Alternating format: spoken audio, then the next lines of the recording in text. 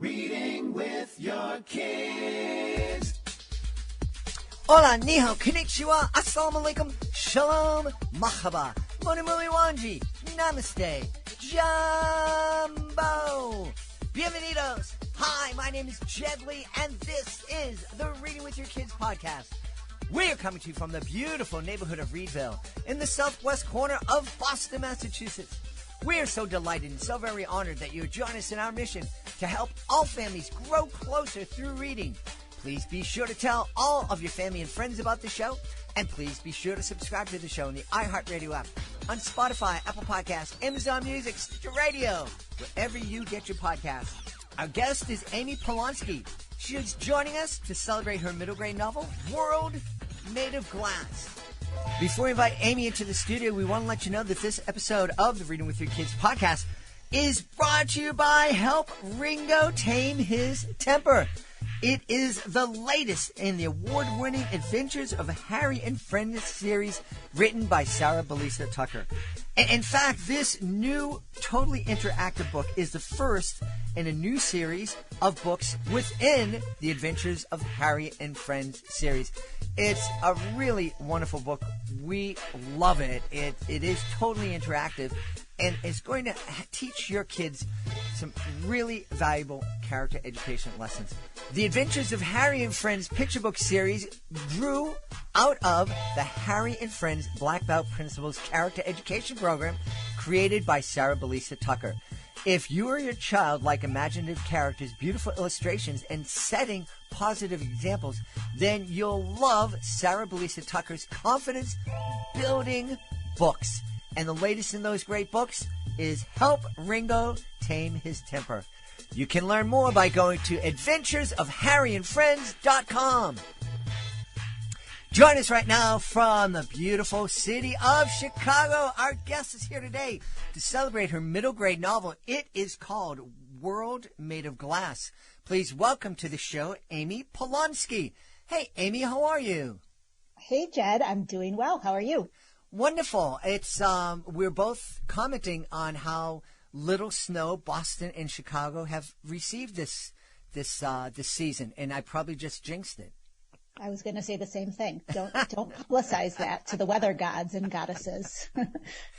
But it is Boston and Chicago, I think, are Chicago is much bigger geographically, but I think that there's a lot of similarities in both cities. They're fun places to be.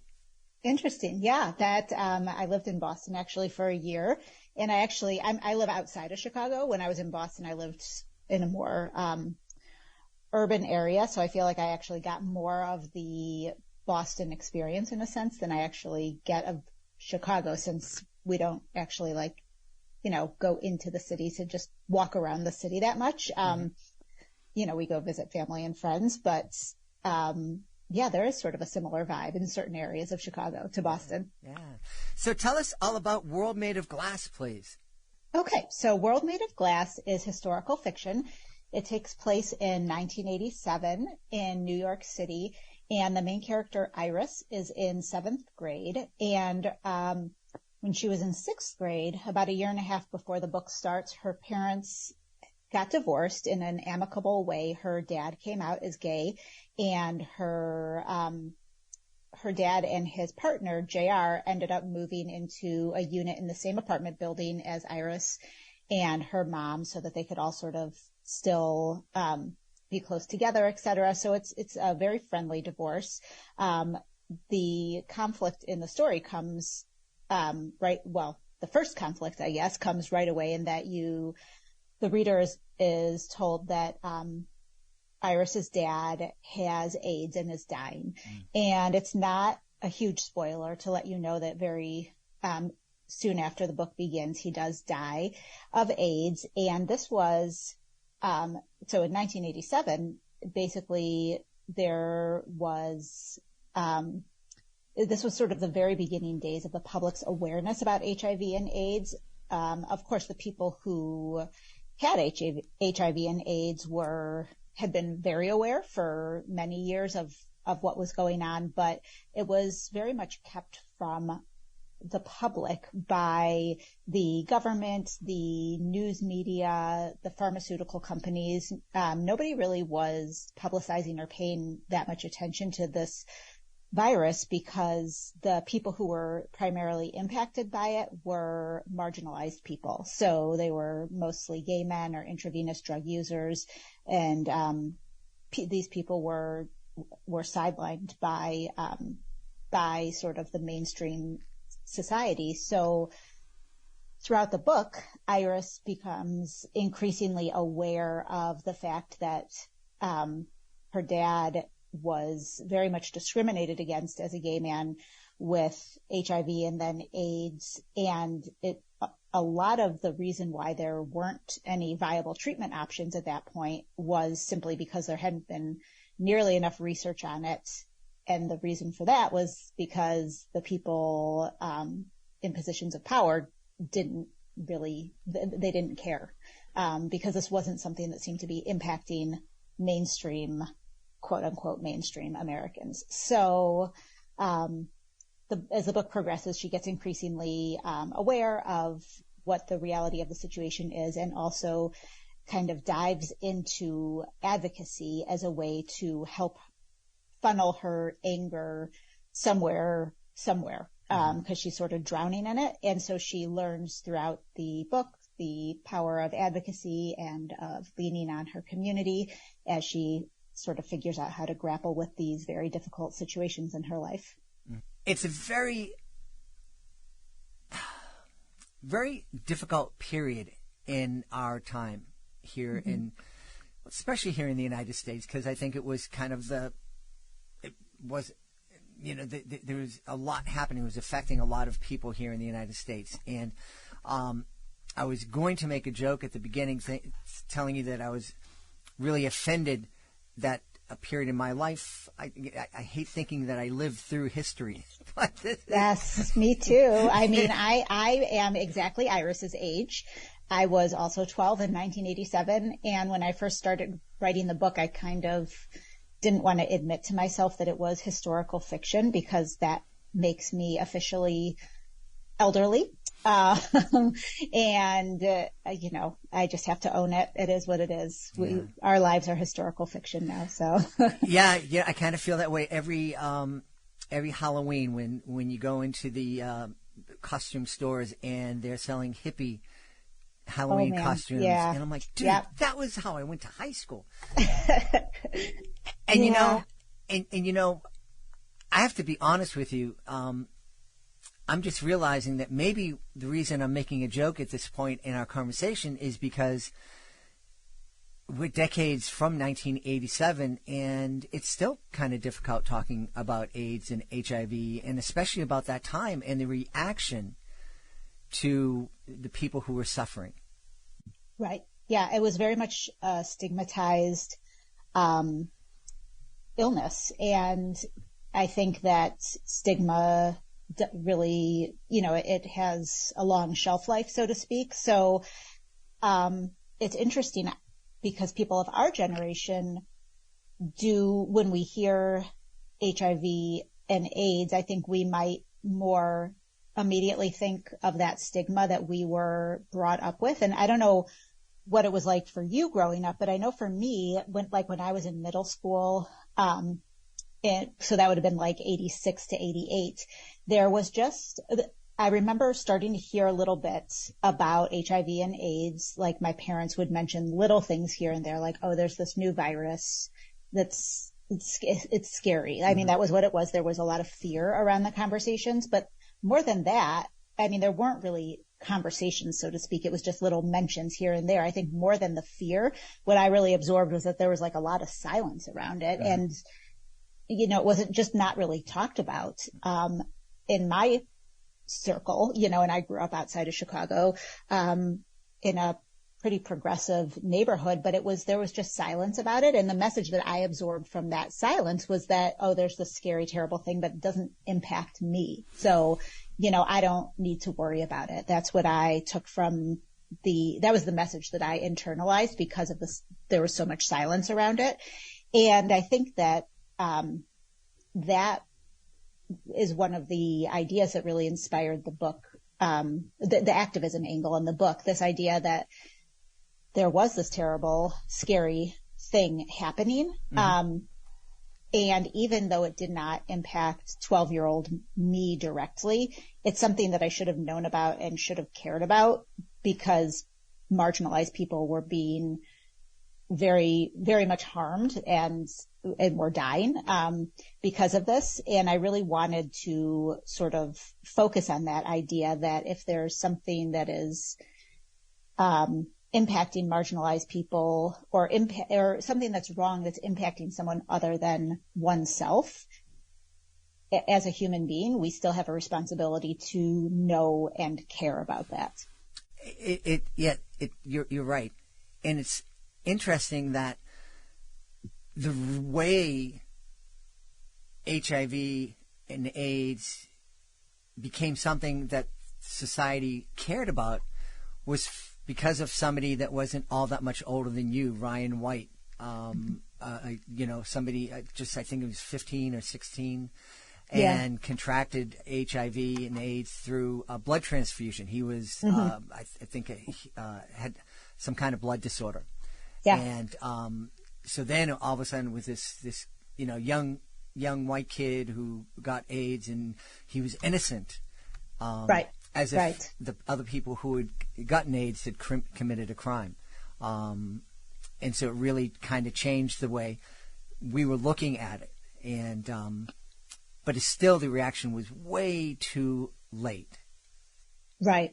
And I think you're right that there was such, there was this view, in a sense, society, as you just said, saw him as quote unquote innocent, where society, by and large, saw gay men or intravenous drug users who contracted HIV as quote unquote guilty. And that, there's so many different layers to the discrimination. But with Ryan White, I think what's interesting is that there was research at that time. There was factual knowledge that existed early on about how HIV and AIDS could and could not be transmitted. And even that was ignored in the Ryan White situation. And you see it in World Made of Glass as well, where early on in the book, Iris's teacher gets, ridiculously terrified because Iris has a splinter, and she's fiddling with the splinter in her finger, and, a pinprick of blood appears where she's fiddling with the splinter, and her teacher freaks out. And that, even, that type of thing was completely ridiculous for many reasons, but one of which being there was knowledge at that point that somebody fiddling with a splinter on their finger is not going to transmit AIDS. And of course the teacher, Iris didn't have AIDS, or HIV, but the teacher knew that her dad did, and was, just completely irrationally worried about that. So, and with the Ryan White situation, there was enough research and scientific knowledge to understand that sharing a drinking fountain with Ryan White was not going to give anybody HIV or AIDS, but still there was such a stigma and such an irrational fear that came from that stigma, because for the most part, this was something that marginalized people were contracting, and that's where the stigma came from. Yeah. So it's really shameful. It really was. I was obviously an awful lot older than you. And in 1985 and 1986, I was actually working in a mental health facility in the inner city, and I was a lifeguard in the pool. And we were serving our patients, but also people in the community. And a lot of those people were HIV drug users. And a lot of them were people there's a lot of gay men coming into the facility. And, my boss came down to me and said, okay, so how are we going to protect people going in the pool?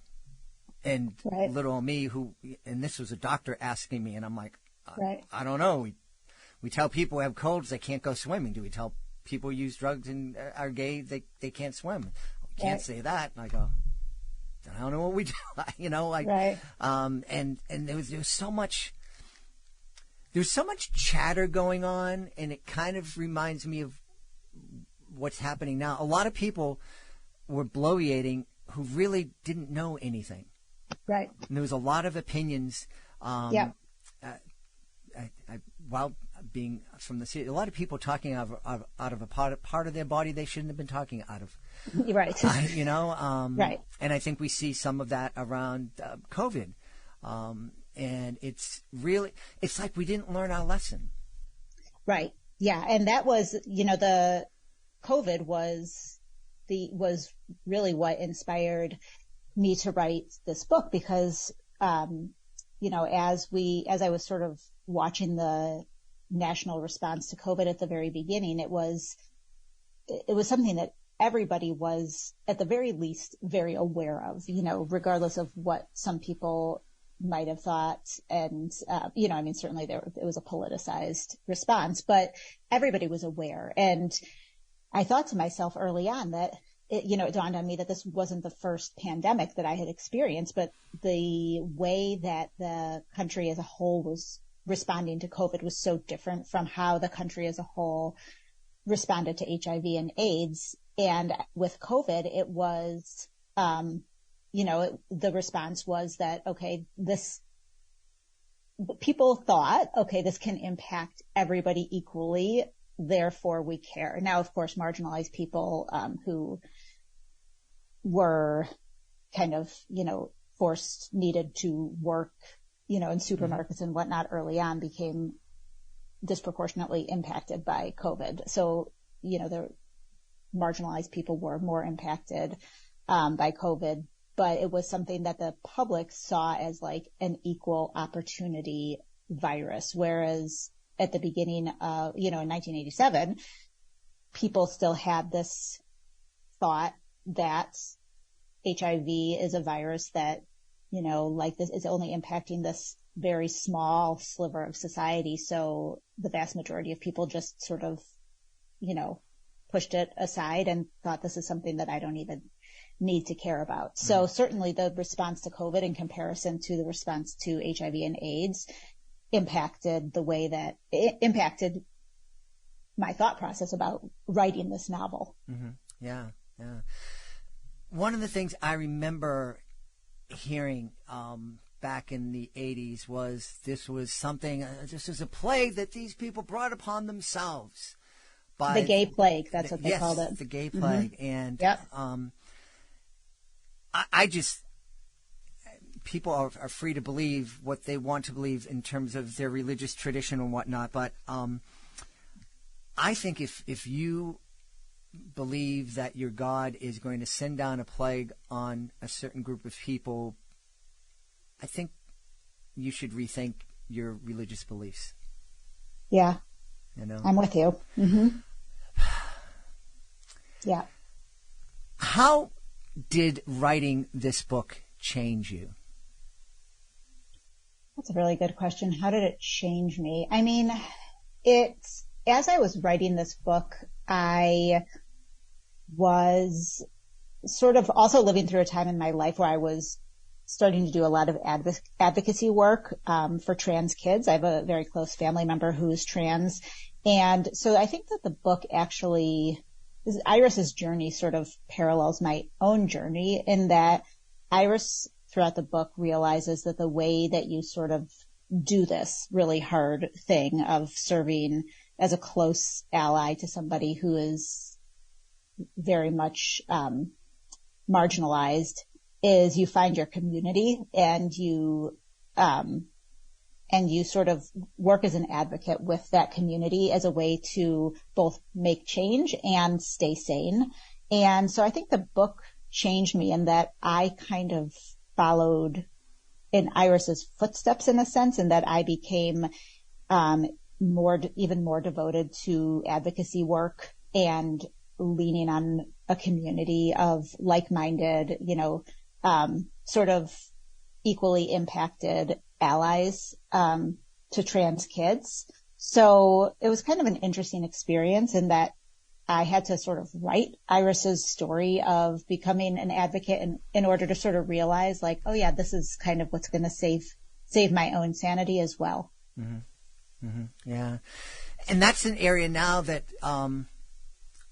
the whole topic of folks transitioning, there's still not enough knowledge out there, and I'm hoping that people are willing to sit down and have respectful conversations, understand that people have different perspectives, and try to get as much information as we can, and always remember that everybody deserves to be loved, respected, and included. And that's the message I think as parents we need to tell our kids. No matter how you feel about something, everybody, especially kids, deserve to be respected, loved, and included.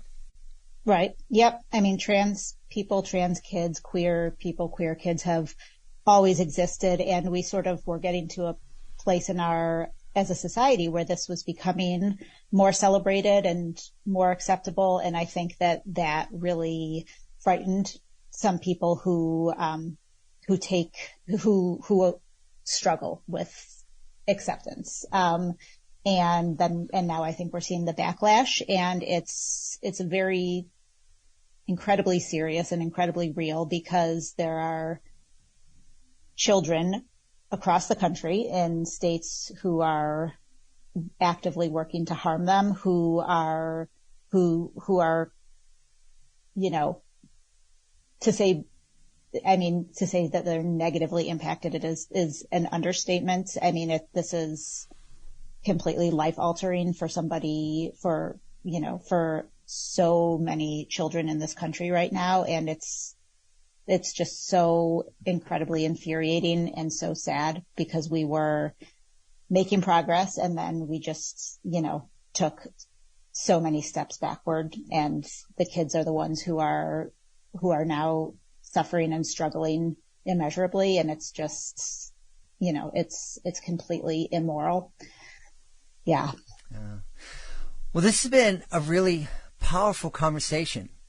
And yeah, I think that World Made of Glass is a book that obviously I think a lot of young people will enjoy reading, but I think it's a powerful book for a parent and kid to co-read and talk about. What's the one most important thing you think a family can talk about if they're reading World of Glass together or co-reading it?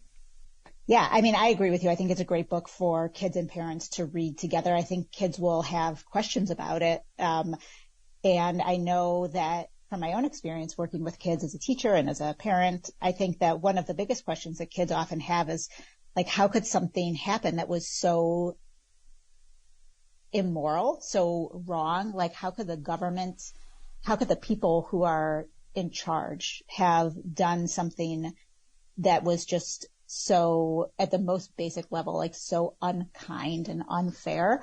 And so I think that that's a good topic of conversation, to talk about the fact that throughout history, and including now, people in charge sometimes do things that are not right and not fair. And I think for a child, that's very disconcerting, because, the way we want our kids to grow up is to feel like they're living in a world where the adults around them are going to take care of them, because that's the job of adults in a community. And to sort of realize that there have been countless times throughout history where this has not been the case. And in a lot of places, even today, this is not the case, I think can be a really big thing for kids to wrap their minds around, and something that, is important to be facilitated in conversation with family members. And I think that sort of, you think when talking to kids, how can we sort of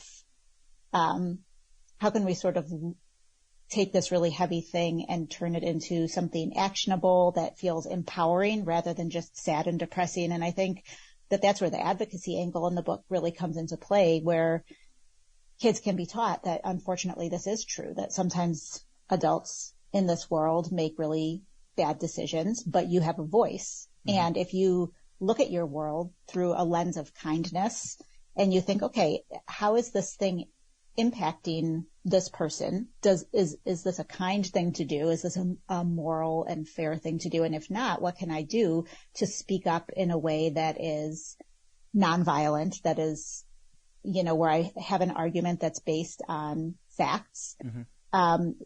That's the advocacy angle. And I think to teach children that they are allowed and encouraged to look at their world critically and say, okay, what's fair and what's not? And if something is unfair, let me gather information carefully, make sure that everything I'm gathering is true and accurate information. And then in a nonviolent way, using my voice, how can I speak up about this? And I think that that's, I think that's the message I'd like to leave kids and families with, that that's something really important to talk to kids about, and to empower kids to do. Yeah, very important. Amy, it's really important for us to remind people where they can go to find out more about World Made of Glass and find out more about you. Okay. Well, you can visit me at my website, which is www.amypolonski.com, and you can find out more. You can get World Made of Glass, ideally at your local independent bookstore, because we love to support local independent bookstores. And I hope that people will read it and feel inspired and empowered by it. Yeah. We've had a really great time and a really powerful time speaking to the author of World Made of Glass, middle grade novel, from our guest, Amy Polonski. Amy, thanks so much for being with us. Thank you so much, Jed. It was great talking to you. Please be sure to join us for the next episode of the Reading with Your Kids podcast. Our guest will be Jeff Lindbergh. He'll be here to celebrate Coney, a trip to Luna Park. It's a really fun conversation. You don't want to miss it. I want to thank the folks who made today's show so wonderful. First, I want to start by thanking our guest, Amy Polonski. Please be sure to check out World Made of Glass. Also want to thank our sponsor, The Adventures of Harry and Friends by Sarah Belisa Tucker. The brand new book in the series is Help Ringo Tame His Temper. I also want to thank my team, Fatima Khan, Rory Grady, Jordan Saley, Stephanie Davila, Will Cheever, Cassandra Masonet, Sabrina Wu. I want to thank my beautiful wife for all the support she gives me. Most of all, we all want to thank you. Thank you so much for taking the time to join us today. And as always, thank you so very much for taking the time to make the world a better place by reading with your kids. I'll be looking for you in the next edition of the Reading with Your Kids podcast.